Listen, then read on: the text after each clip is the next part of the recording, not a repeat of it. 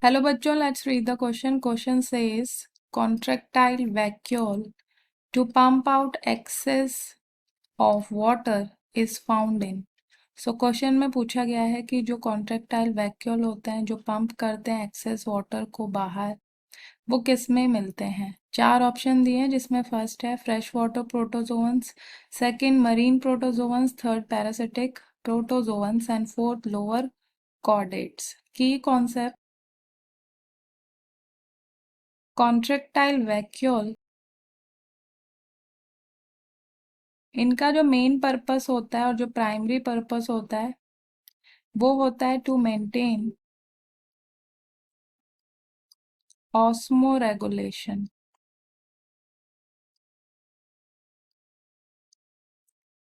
And waste elimination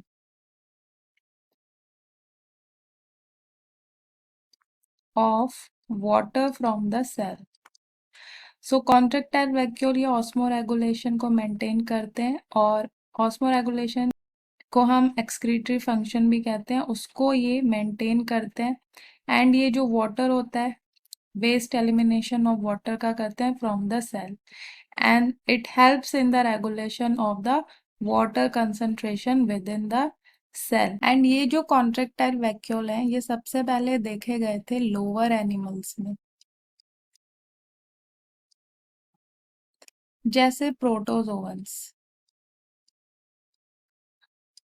और ये जो है एक्सेस वाटर को पंप आउट कर रहे हैं, तो किसी भी सेल के अंदर एक्सेस वाटर तभी होगा जब जो बाहर की कंडीशन है, सेल के बाहर की जो कंडीशन है वो हाइपोटोनिक होगी।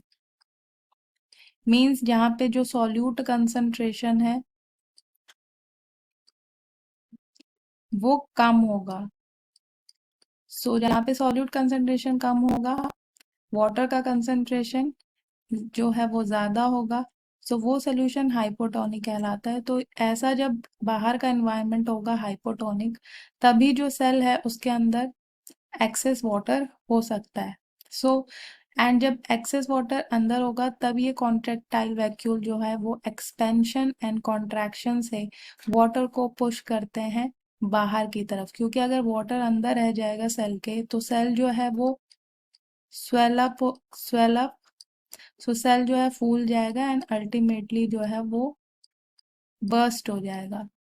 सो इससे बचने के लिए जो कॉन्ट्रैक्टाइल वैक्यूल है वो पंप आउट करते हैं एक्सेस ऑफ वाटर को। सो ये जो हाइपोटोनिक सोल्यूशन होता है, जो हाइपोटोनिक कंडीशन है वो सिर्फ फ्रेश वाटर प्रोटोजोअन्स में ही मिल सकती है। सो इसलिए ये जो कॉन्ट्रैक्टाइल वैक्यूल है ये उन्हीं में पाए जाते हैं, फ्रेश वाटर प्रोटोजोअन्स में। प्रोटोजोअन्स जैसे amoeba, paramecium. So this is our correct option. जो सेकंड है marine protozoans, so marine protozoans mainly sea water protozoans, and जो सी वाटर होता है उसमें सॉल्यूट की जो कंसंट्रेशन होती है वो ज्यादा होती है, एंड जिस वजह से वहाँ का जो एनवायरनमेंट है वो हाइपरटोनिक होगा। सो इसलिए यहाँ पे नहीं होते हैं कॉन्ट्रेक्टाइल वैक्यूम मरीन प्रोटोजोअन्स में, इसलिए इनकरेक्ट है। पैरासिटिक एंड जो लोअर कॉर्डेट्स हैं ये भी इनकरेक्ट है, क्योंकि जो जो कॉर्डेट्स होते हैं इनके अंदर फ्लेम सेल्स होते हैं एंड आयनोसाइट्स होते हैं जो आयंस का रेगुलेशन करते हैं। सो कॉन्ट्रेक्टाइल वैक्यूल जो होता है, सो ये फ्रेश वाटर प्रोटोजोअन्स में ही मिलते हैं, क्योंकि फ्रेश वाटर जो होता है वो हाइपोटोनिक होता है। So hope you understood it well. Good luck.